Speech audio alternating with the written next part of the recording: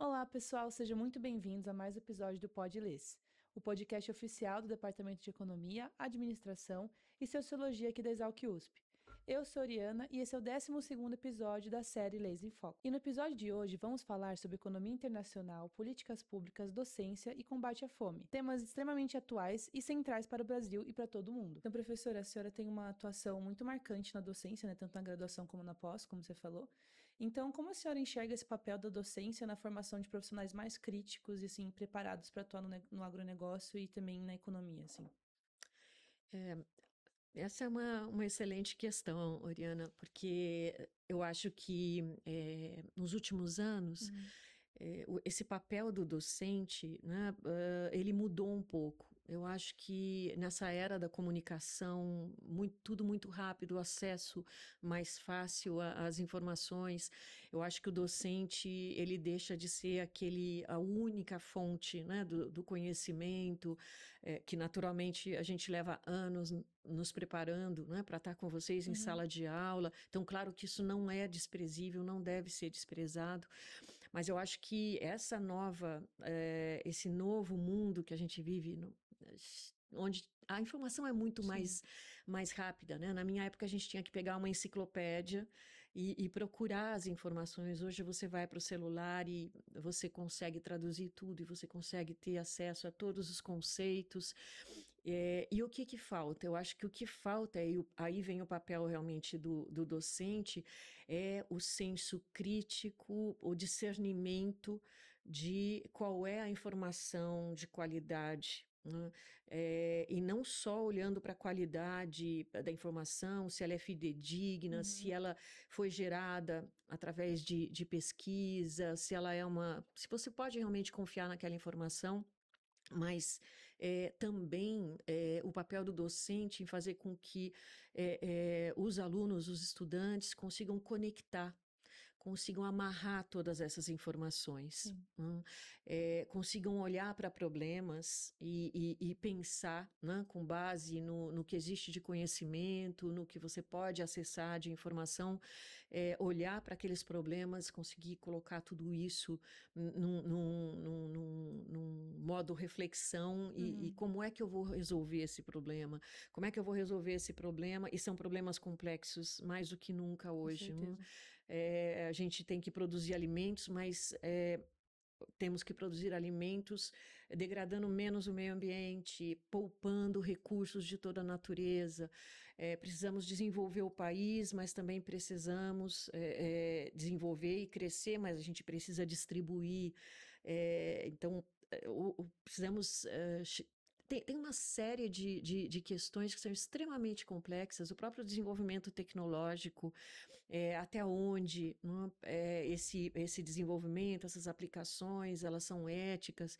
E isso tudo, a gente pode, por mais que a gente possa perguntar para as IAs, né, pedir as respostas, a verdade é que a gente precisa criar esse senso crítico, não só como profissionais, mas como seres humanos, né, que todos somos. Então, eu acho que esse papel do docente hoje é muito importante, de realmente. E aí a gente tem uma grande dificuldade, né, de lidar com o novo aluno, esse aluno que está impaciente, que não aguenta mais 4 horas de aula. E aí a gente precisa de métodos, a gente precisa se atualizar nos métodos também para conseguir encontrar esse aluno, né? O que eu acho muito importante é que cada um dos docentes, dentro da sua bagagem de estudo ou da sua bagagem de experiência, mesmo fora da universidade, tem experiências para compartilhar com os alunos, né? E às vezes essa sensibilização dos alunos de que eu posso não gostar daquela disciplina, não gosto da didática do docente, mas o que que ele tem, né, de bagagem, o que que ele tem de experiência que pode me ajudar a ser um profissional mais crítico? Eu acho que a gente precisa resgatar, inclusive, essa sensibilidade dos alunos em sala de aula.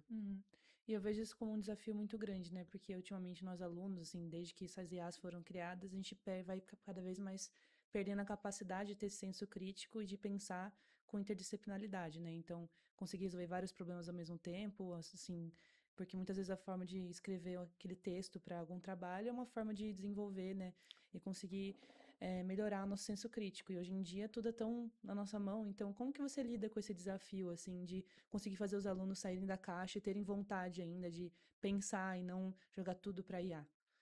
Sim.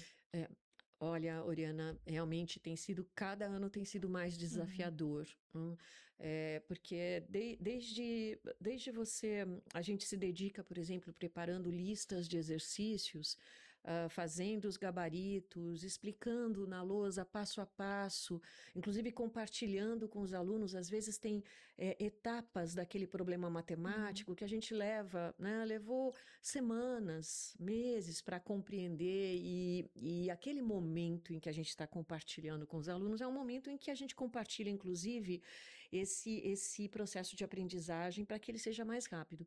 E aí a gente percebe, de fato, que os alunos, na hora de estudar, muitos vão direto para o chat GPT e pedem sim, para resolver aquela derivada, e sim. não vão olhar naquele gabarito.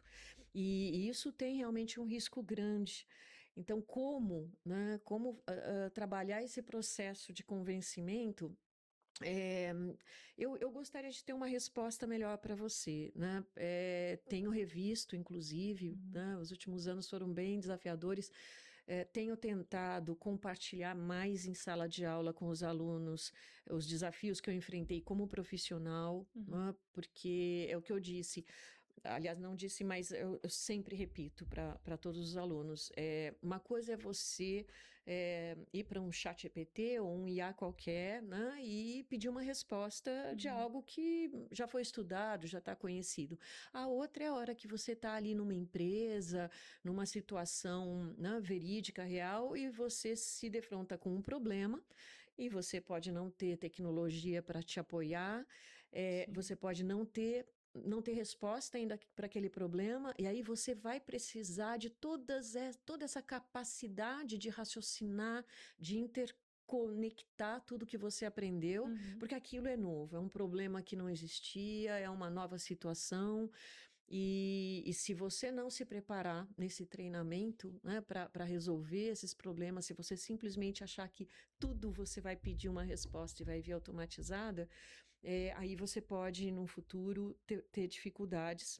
Claro, o mercado é grande, mas comparativamente até com outros profissionais, não? com certeza. Em sala de aula eu tenho tentado provocar um pouco discussões, colocar um pouco desses problemas que eu vivenciei e trazendo isso realmente, aquilo era um problema, não tinha resposta. Então, a gente tem que se habituar a ler, a refletir, a discutir com os colegas, a olhar com um olhar crítico quando vem essas respostas prontas, não? Sim, eu sinto que os professores, quando eles tentam jogar a discussão para a gente conversar, muitas vezes no meio da aula, ajuda mais do que só traga um texto pronto, porque aí a gente tem que realmente se virar ali na hora e tentar pensar e discutir com o colega, né? Então, Exato. acaba ajudando a raciocinar. E alguns alunos gostam, Sim. interagem, outros alunos Uhum. realmente não identificam que aquilo é uma oportunidade, né, de Sim, fazer uma reflexão. com certeza. E professora, o que que a senhora considera essencial que os estudantes levem assim da ESAL, que também das suas disciplinas para a vida profissional? Eu acho assim, eu acho que comprometimento, Uhum. sabe, responsabilidade e comprometimento, não só no sentido de fazer, Uhum. né? Ah, eu tenho uma tarefa, eu tenho um trabalho, eu tenho que estudar para uma prova, mas é um comprometimento. Um comprometimento legítimo. Uhum. Eu quero fazer, eu vou fazer e eu vou fazer o melhor que eu posso, Sim. né?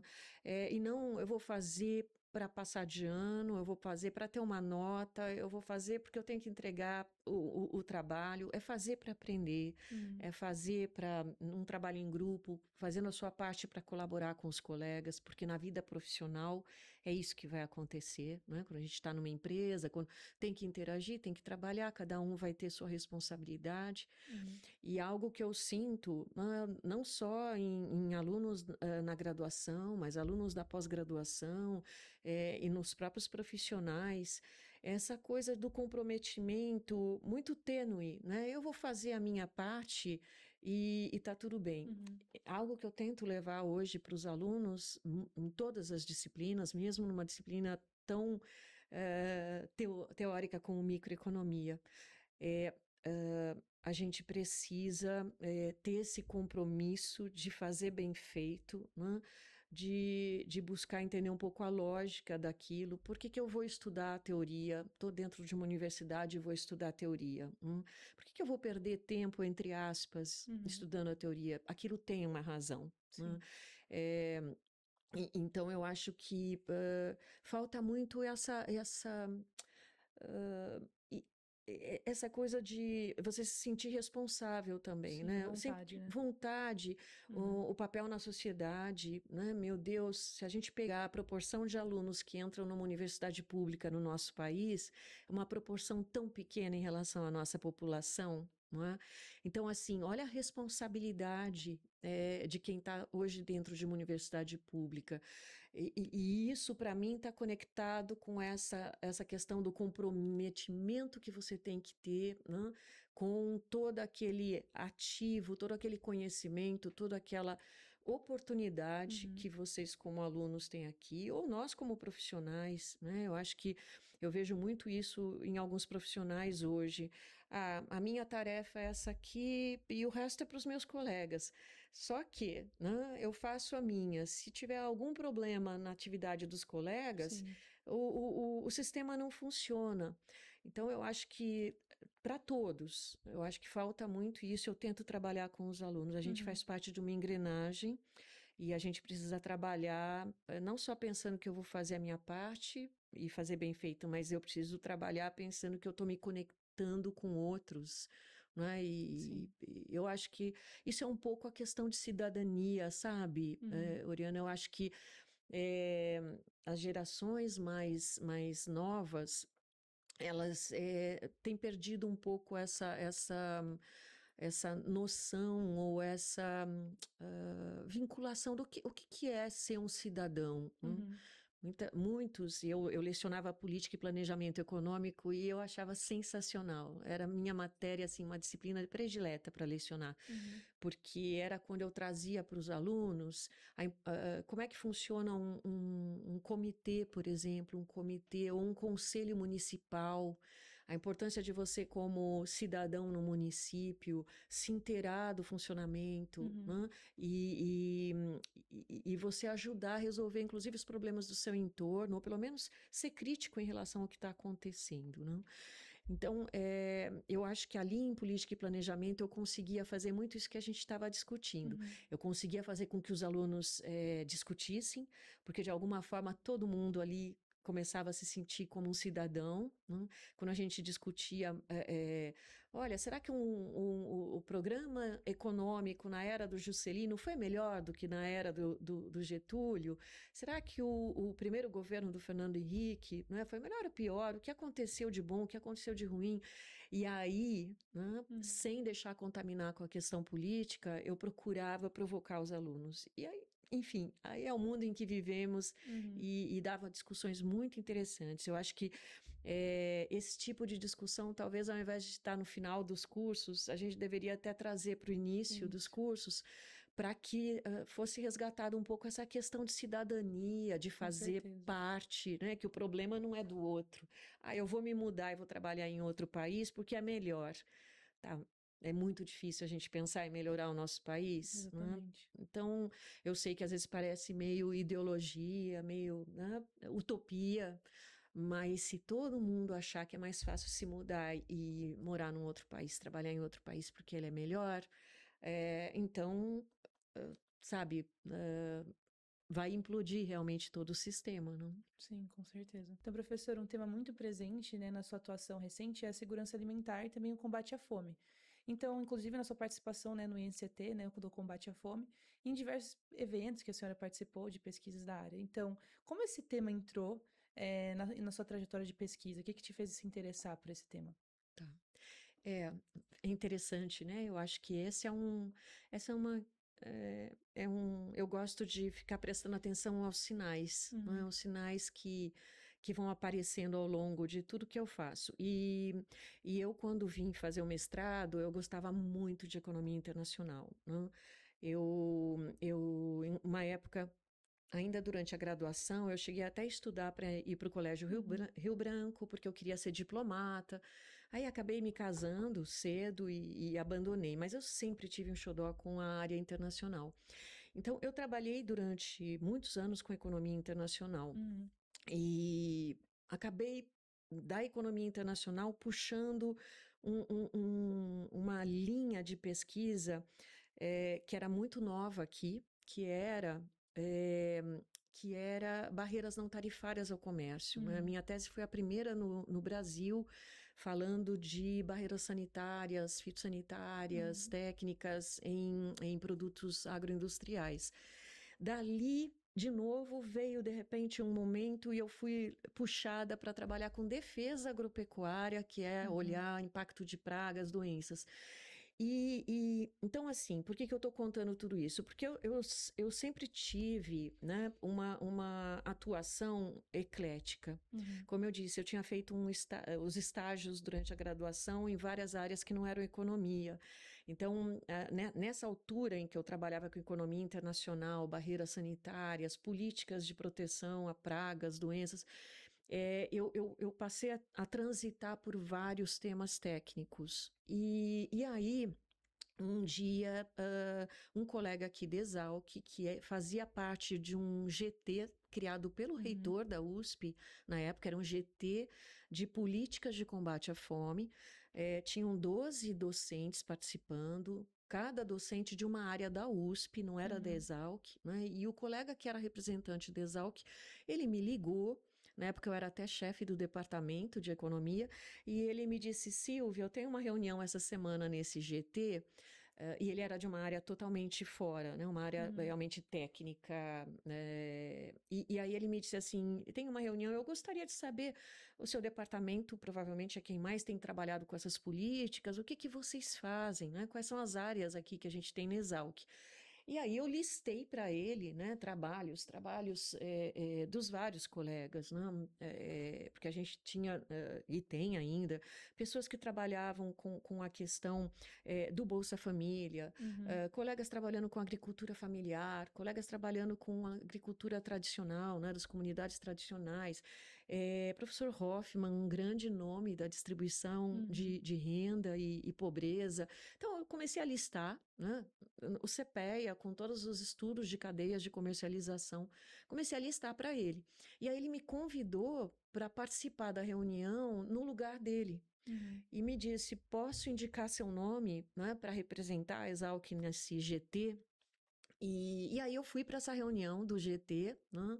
Era a segunda reunião do GT que o reitor tinha criado. Ele estava, depois, inclusive, ele formalizou a criação através de uma publicação em diário oficial, né? Então a gente tinha um mandato de 1 ano e o reitor foi muito claro. O que ele queria desse GT? Ele queria, sabendo que a USP tinha tantos trabalhos já feitos, ele queria que a gente olhasse para tudo isso que a gente já produziu e fizesse essa transição, né, para a política pública. Não é? Como é que isso tudo podia contribuir para a política para combater a fome?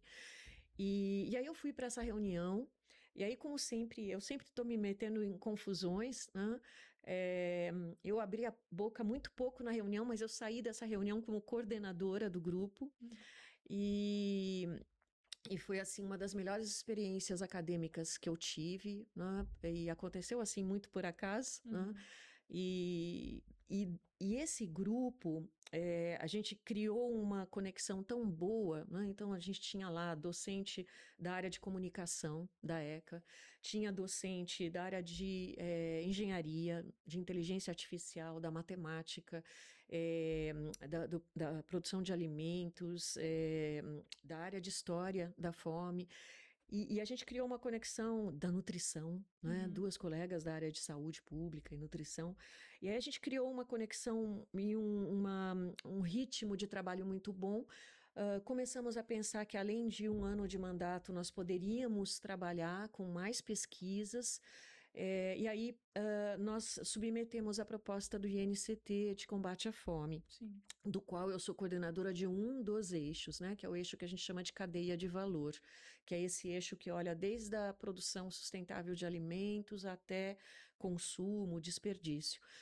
E aí foi muito bacana essa experiência, porque embora acho que se a gente tivesse mais do que um ano de mandato, naturalmente a gente ia conseguir outros avanços bem diretos na questão de política. Mas aquele um ano foi já suficiente para gerar um relatório que hoje está na biblioteca da USP como um livro, né, disponível online.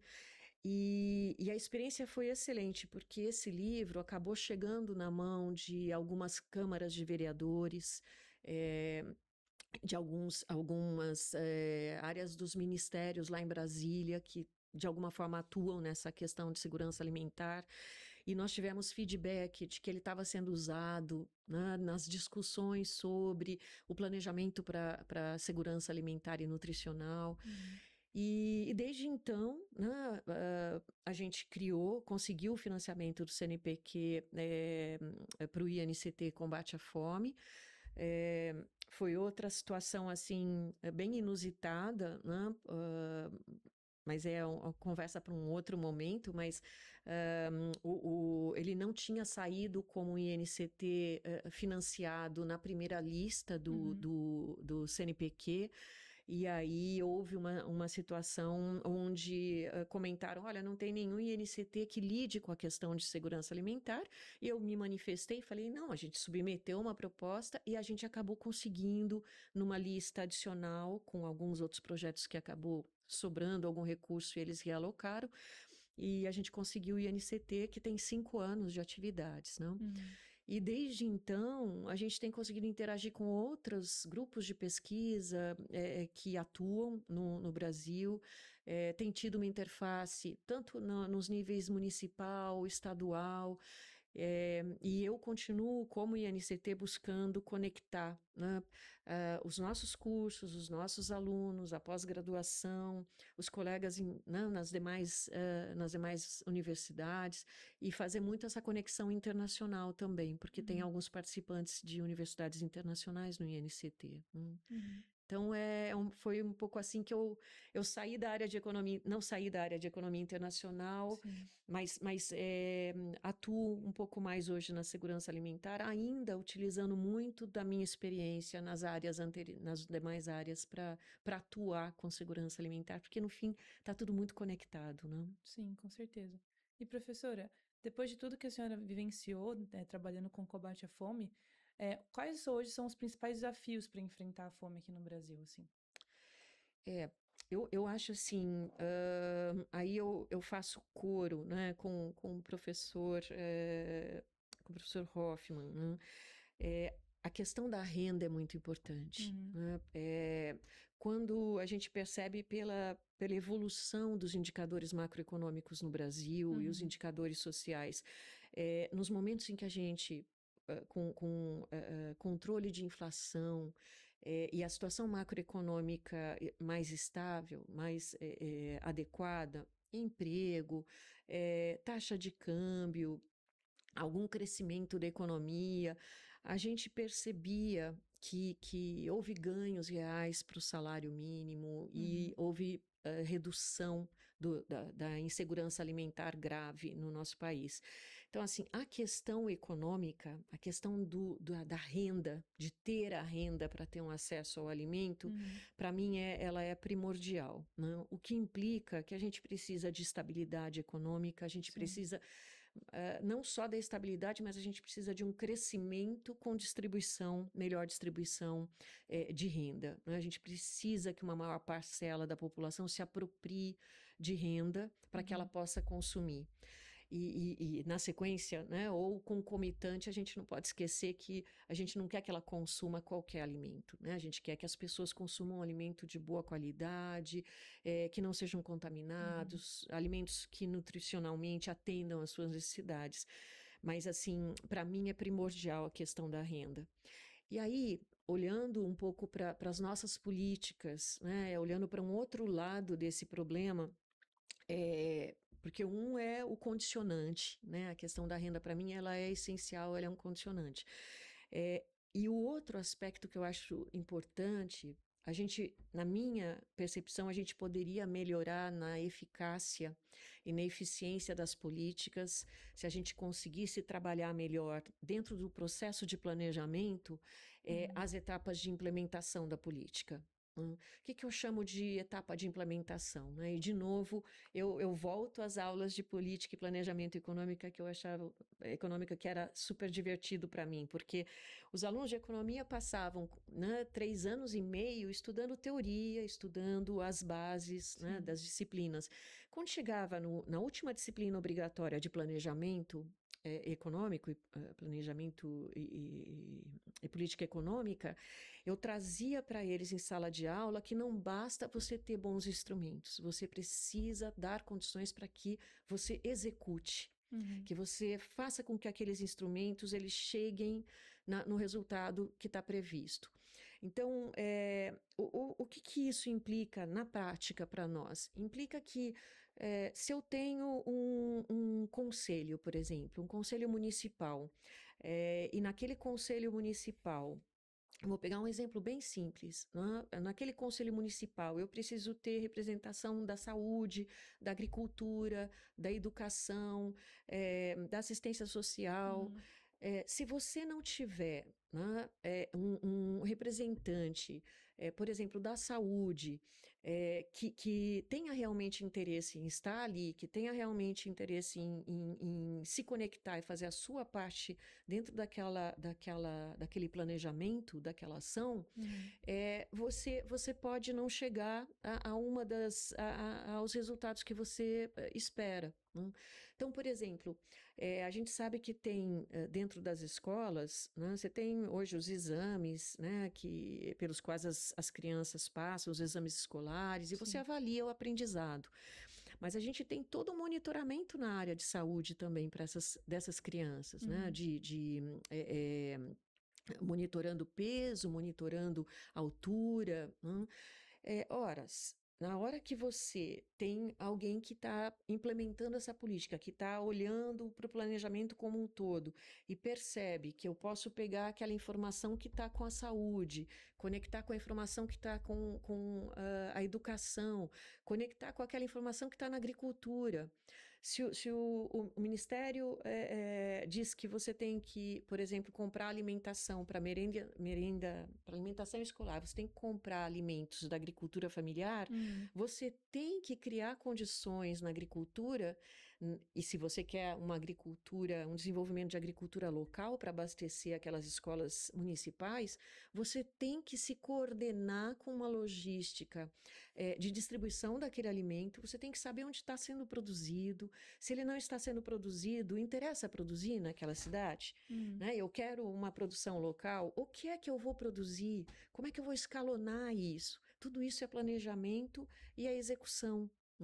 E eu tenho que ter caminhões prontos para fazer essa distribuição, eu tenho que ter todo esse processo, desde o momento em que eu desenho a política até a hora que você está executando ali, preparando e servindo a comida para as crianças, né? Pegando o exemplo da alimentação escolar, você precisa amarrar todas essas pecinhas, porque se uma delas falhar, né, eu não vou conseguir. Eu tenho uma política excelente que prevê uma série de mecanismos para desenvolvimento da agricultura, para uma melhor alimentação, para que a saúde das crianças melhore, mas eu não consigo executar perfeitamente.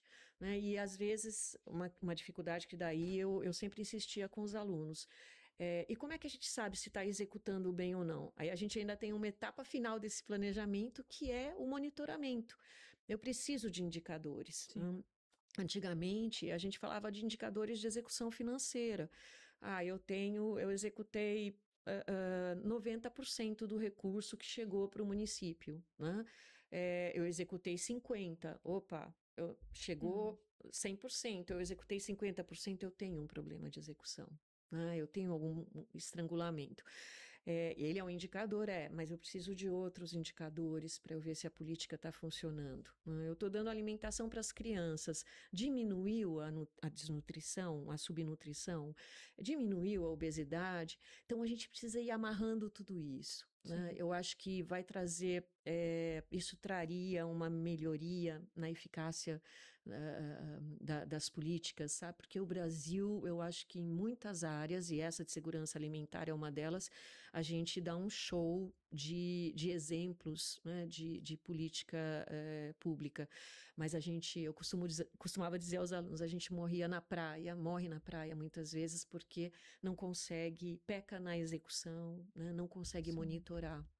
Sim, mudou muito nos últimos anos, né? Que hoje em dia as crianças têm muito mais segurança alimentar do que tinham antigamente, assim. Nos anos 90, antes, né? Sim, hoje em dia é muito sim. menos bolacha, suco industrializado, que as escolas tentam dar algo mais saudável. Então. Nas escolas, sim, com certeza. E tem todo um trabalho que você tem que fazer com as crianças, né? Sim. E eu me lembro uma vez, uma pessoa conhecida ligou para mim e falou assim, nossa, a gente está com um problema aqui, né? Eu não podia, claro, resolver o problema, não é da minha alçada. Mas as crianças não aguentam mais o alimento X e Y aqui, né? Falou lá, uma fruta, o leite, estavam comendo aquilo há semanas, mas aquilo tudo tem uma lógica, né? Então, assim, tá tendo um estrangulamento ali, um problema, como é que a gente sensibiliza a criança? Como é que a gente, às vezes, pode, né, trabalhar? Mas, de novo, você tem que ter um diagnóstico, né? É realmente um problema ou é a criança que está fazendo um pouco de cena, né? Mas eu não tenho dúvida, Oriana, que a gente melhorou muito, né? A gente deu grandes avanços em termos de políticas em várias áreas. O Brasil tem sido um exemplo das políticas, não? O único problema é que a gente acaba realmente, na minha percepção, é o estrangulamento. Então, basicamente, são esses dois grandes elementos para mim, sabe? E aí, o elemento macroeconômico ele é bastante complexo, né? Falar em renda, esse tem sido a grande questão econômica e estrutural para nós. Como ter uma taxa de um crescimento sustentável e distribuir essa riqueza e essa renda que está sendo gerada. E do outro, um problema de implementação, né? Acho que a gente precisa melhorar a implementação das políticas. Com certeza. Então, professora, olhando agora para a sua trajetória e para os desafios atuais, né, da economia que você vivenciou ao longo da sua trajetória, do agronegócio, da segurança alimentar também, que conselho a senhora deixaria para os estudantes do LES e assim, da Exalc no geral? Eu acho bem, conselho, se fosse muito bom, a gente até vendia, né? Mas eu acho que a gente, de novo, é a experiência, Oriana, eu acho que a gente pode compartilhar um pouco a experiência com quem está em volta da gente. Assim, algo que eu aprendi com essa experiência é que a gente tem que estar realmente aberto às mudanças, né? Aberto a uma visão mais interdisciplinar. Eu acho que hoje, o jovem de hoje, ele já vem mais preparado para um raciocínio, né? E para essa questão da interdisciplinaridade. Mas eu acho muito importante realmente praticar essa questão da interdisciplinaridade. A gente vê, por exemplo, a dificuldade quando a gente vai publicar um trabalho e como eu, por exemplo, eu mencionei que trabalho faço estudos na área de defesa agropecuária. Sim. Então, febre aftosa, peste suína, africana, clássica, mosca da carambola, já fiz vários estudos. É ali onde você tem que entender um pouquinho da área, né? Interagir com os veterinários, interagir com os fitopatologistas, com entomologistas e olhar para a economia. Como é que eu vou olhar diferente para essa economia? Como é que eu vou transformar aquele instrumento, criar um novo instrumento, inovar nesse conhecimento para trabalhar nessa interdisciplinaridade. Então, eu acho que esse é um desafio para os alunos de economia, de administração, de gestão ambiental, de alimentos, de ter essa mente assim aberta para enfrentar esse desafio. E uma coisa que eu acho que é importante dizer para os alunos, né? Principalmente para quem está chegando, para quem chegou e o curso não era bem exatamente isso que eu queria. todos nós, em algum momento, passamos por esses dilemas. Alguns, vamos dizer assim, acabam tendo uma postura mais estoica e, bem, eu vou até o final, e depois eu vejo o que faço. Outros acabam decidindo por outras atividades, outra carreira. Mas eu acho assim, nada nessa vida, né, com exceção da morte, nada é assim, tudo tem retorno, né? Tudo tem. Todas as demais situações você sempre vai ter uma alternativa, uma possibilidade de mudança. E às vezes, nesse mundo tão agitado que a gente vive, cheio de desafios, às vezes a gente precisa parar e lembrar: isso não é o fim do mundo, né? Então, eu vou enfrentar isso aqui agora. Deu certo, ótimo. Não deu certo, eu vou começar de novo, eu vou fazer outra coisa. Hoje eu vejo, né, acho que é uma coisa que me preocupou muito nos últimos semestres, os alunos muito estressados com prova. E eu costumava dizer para eles: gente, uma prova, 2 provas ou 3, né, na semana, ou 5, como às vezes tem na agronomia, a prova não é o fim do mundo. Claro que quando a gente é jovem e aquela é a nossa vida, isso é importante, mas precisa parar, respirar, e lembrar que o mundo é muito maior aí fora. Eu acho assim, eu costumo dizer para os alunos: vocês estão dentro da USP, estão dentro de, né, estão fazendo os seus cursos, já são vencedores, aconteça o que acontecer, já venceram muitas etapas.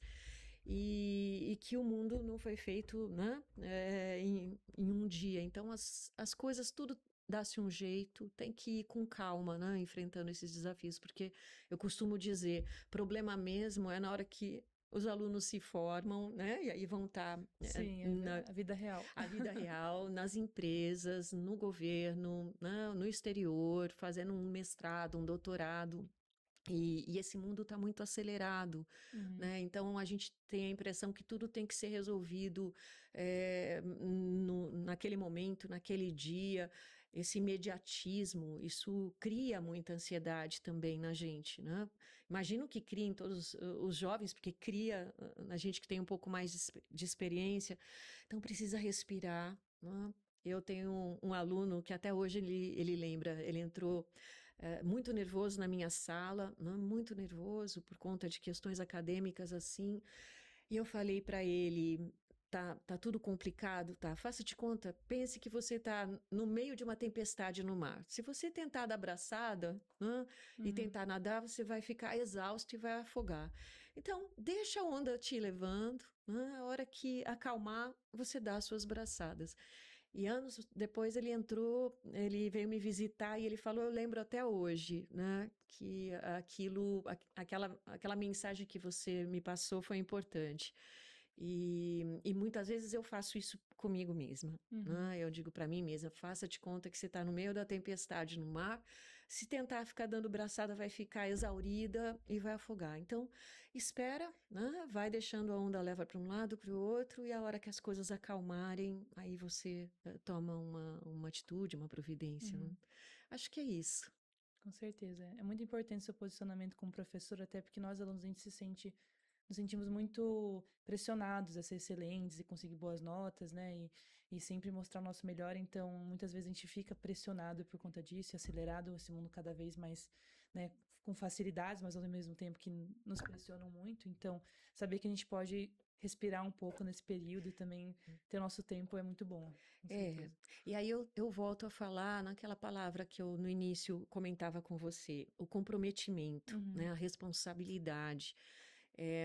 Eu costumo dizer, não é um aluno, claro, alguém que quer ir para pesquisa, né, quer algumas atividades, o currículo do aluno, as notas, elas vão ser primordiais, né? Vai gerar um pouco de estresse, claro, eu preciso de boas notas, quero ser um bolsista FAPESP, mas a vida me mostrou também, né, que quando você tem alunos, jovens profissionais que têm comprometimento, que A hora que eles vão fazer, eles vão dar o seu melhor, né? Eles não tiveram que tirar 10 em tudo, né? Eles tiraram notas, né, que permitiram passar por aquelas etapas, mas com dedicação, com seriedade, né, com comprometimento, com responsabilidade, buscando desenvolver esse senso crítico, sem oportunismo, sem achar assim, eu vou fazer minha parte e o resto, né? Se der certo para o grupo, deu, se não der certo. Não, essa não é a postura, na minha opinião, que é a postura importante para ter sucesso, né? Na minha visão, pelo menos. Então, eu acho que isso me ajudou muito sempre. Pensar que a gente pode não. A gente não precisa ser o melhor naquilo, mas a gente precisa dar o nosso melhor para aquilo. Já que a gente está fazendo, já que está estudando, já que está elaborando um trabalho, né? Já que está assistindo uma aula, vai ficar na sala de aula, vou dar o meu melhor aqui, né? Porque eu acho que isso, inclusive, os professores percebem, né? Não é só nota, sabe? E às vezes eu vejo alguns alunos muito preocupados, né, com a questão do desempenho. É importante? É. Mas tem outras coisas. E é o que eu disse, né? Vocês estarem dentro de uma universidade já mostra, né, que vocês têm uma grande capacidade e, né, tem tudo para dar certo. Com certeza, professora.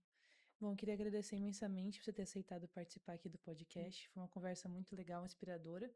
Então, muito obrigada por falar pra gente sua trajetória, suas reflexões sobre tudo que a senhora passou na sua trajetória acadêmica. E eu espero que a senhora tenha gostado de participar do episódio.